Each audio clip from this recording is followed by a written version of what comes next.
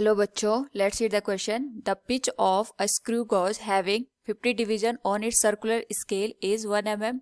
When the two jaws of the screw gauge are in contact with each other, the zero of the circular scale lies 6 division below the line of graduation. When a wire is placed between the jaws, 3 linear scale division are clearly visible while 31st division on the circular scale coincide with the reference line. The diameter of the wire is, here we have given 4 options. Now to answer this question, first we will discuss here the key concept, and here the key concept is measurement through screw gauge. तो हमारे पास जो screw gauge होता है, इसके through हम यहाँ पे जो स्मॉल थिकनेस की वायर होती है उनके डायमीटर वगैरह को हम यहाँ पे फाइंड आउट करने के लिए यूज करते हैं, यानी जो स्मॉल लेंथ होती है या विड्थ होती है उनको मेजर करने के लिए हमारे पास यहाँ पे स्क्रू गॉज का यूज किया जाता है। नाउ यहाँ पे क्वेश्चन में हमारे पास स्क्रू गॉज दे रखा है जिसमें टोटल जो नंबर ऑफ डिवीजन है, we can say number of circular scale division जो अकॉर्डिंग टू द क्वेश्चन हमारे पास दे रखे हैं, इट इज 50। एंड यहाँ पे जो हमारे पास पिच दे रखी है for the circular scale, we can say pitch is given as 1 mm।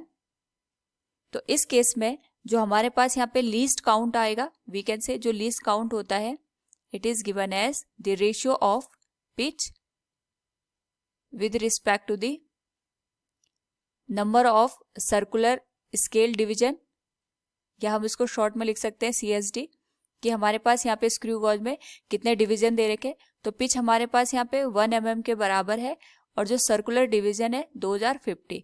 तो अगर हम इन दोनों का यहाँ पे डिवीजन करें, इट विल बिकम 0.02 mm। यानी जो हमारे पास स्क्रू गॉज है इससे हम जो मिनिमम काउंट ले सकते हैं, इट इज 0.02 mm का हम यहाँ पे काउंट कर सकते हैं। According to the further condition हमारे पास यहाँ पे दे रखी है, when the two jaws are screw gauge are in contact with each other, the zero of the circular scale lies 6 division below the line of graduation. इसका मतलब ये होगा कि अगर हमारे पास ये सर्कुलर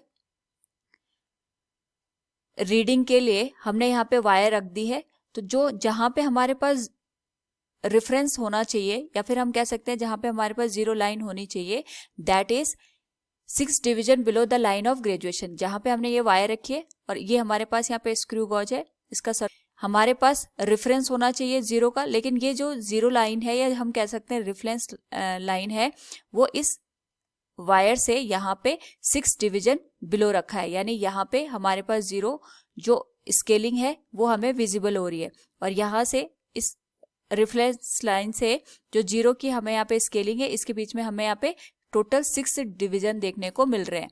तो we can say for here, इससे हमें ये पता चल रहा है कि यहाँ पे कुछ ना कुछ एरर है, क्योंकि ये जीरो का जो पॉइंट था ये हमारे पास इस रेफरेंस लाइन पे होना चाहिए था, लेकिन ये इससे 6 डिवीजन नीचे हमें नजर आ रहा है। यानी इससे हम यहाँ पे एरर कैलकुलेट कर सकते हैं, and the error will be circular scale division की कितने डिवीजन का यहाँ पे डिफरेंस आ रहा है।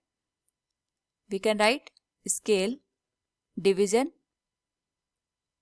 in the circular form, या हमको CSD हम शॉर्ट में लिख सकते हैं, मल्टीप्लाइड विद लीस्ट काउंट, कि हमारे पास एक डिवीजन कितने काउंट को यहाँ पे शो कर रहा है। तो जो एरर आएगा टोटल हमारे पास, हम कह सकते हैं जो स्केल डिवीजन है हमारे पास टोटल इट इज 61, एंड जो लीस्ट काउंट है वो हमारे पास 0.02 mm का आ रहा है। यानी जो टोटल अगर हम इसको मल्टीप्लाई करें, जो एरर आ रही है 0.12 mm के बराबर हमें यहाँ पे एरर देखने को मिल रही है for the measurement of the wire. Now अगर हम यहाँ पे क्वेश्चन को फर्दर रीड करें, it is saying when a wire is placed between the jaws 3 linear scale division are clearly visible by 31st division on the circular scale coincide with the reference line. इसका मतलब ये हुआ कि यहाँ पे जो हम वायर को मेजर कर रहे हैं उसके लिए जो हमारे पास यहाँ पे मेन स्केल रीडिंग बन रही है, जब हमने उसको देखा, we can say main scale reading वो हमारे पास यहाँ पे 3 लीनियर डिवीजन को शो कर रहा है। तो हम इसको यहाँ पे कह सकते हैं main scale reading will be 3 mm। और इस केस में जब हम उसको रीड कर रहे हैं तो हमें यहाँ पे 31 जो डिवीजन है वो रेफरेंस लाइन के साथ कोइंसाइड होते हुए दिख रहे हैं, यानी यहाँ पे जो 31 हमारे पास डिवीजन है वो इस मेन स्केल रीडिंग को हमारे पास यहाँ पे दिखाने में हेल्प कर रहे हैं। तो we can say here circular scale division will be 31। तो इन दोनों को देख करके हम यहाँ पे जो हमारे पास ऑब्जर्वेशन बन रही है या जो हम लेंथ को मेजर कर रहे हैं उसकी ऑब्जर्व्ड लेंथ हम यहाँ पे कैलकुलेट कर सकते हैं। तो इसकी जो लेंथ बनेगी ये बनेगी MSR प्लस जो लीस्ट काउंट है एक डिवीजन को हम यहाँ पे 0.02 mm के बराबर कंसिडर कर रहे हैं और टोटल डिवीजन हमारे पास यहाँ पे 31 बन रहे हैं। तो उसके करस्पॉन्डिंग जो वैल्यू होगी it will be least count multiplied with circular scale division. तो यहाँ पे MSR की जो वैल्यू है it is 3 mm। Least count एक डिवीजन हमारे पास 0.02 mm का है और टोटल हमारे पास डिवीजन यहाँ पे 31 देखने को मिल रहे हैं। तो यानी यहाँ से हम जो ऑब्जर्व कर रहे हैं लेंथ को it will be 3 mm plus 0.02 into 31। Total हमारे पास ये वैल्यू बनेगी यहाँ पे 3.62 mm के बराबर। तो जो स्क्रू गॉज है इसकी जो ऑब्जर्व्ड लेंथ हमें देखने को मिलेगी इट विल बी 3.62 mm। हमें यहाँ पे एक्चुअल लेंथ निकालनी है।